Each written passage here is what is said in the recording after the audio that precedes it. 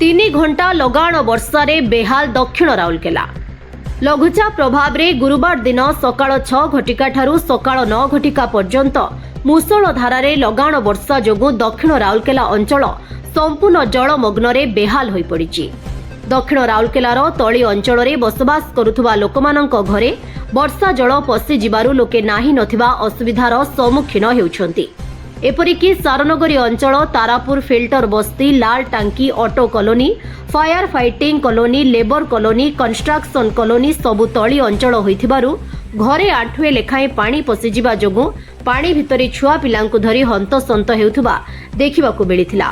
एसबु अंचल राउरकेला इस्पात कारखाना अधीन रे थिले मध्य कारखाना कर्तृपक्ष ड्रेनेज व्यवस्था करिनथिबारु वर्षा दिने समग्र अंचल पानी घेर मध्यरे दीर्घ दिन पर्यंत रहिथाय। सेहीपरि सारनगरी गंजू मार्केट रे दोकानी माने ड्रेनेज पई जागा न छाड़ी रास्ता पर्यंत दोकान माड़ी जाइथिबारु वर्षा जल निष्कास न होई आंठुए उपरे जल जमी रहुछि। एहा अंचलर एक मुख्य रास्ता होइथिबारु यातायात रे घोर असुविधा सृष्टि होछि। एणु प्रशासन एथिप्रति ध्यान देबाकू साधारण रे दाबी होछि।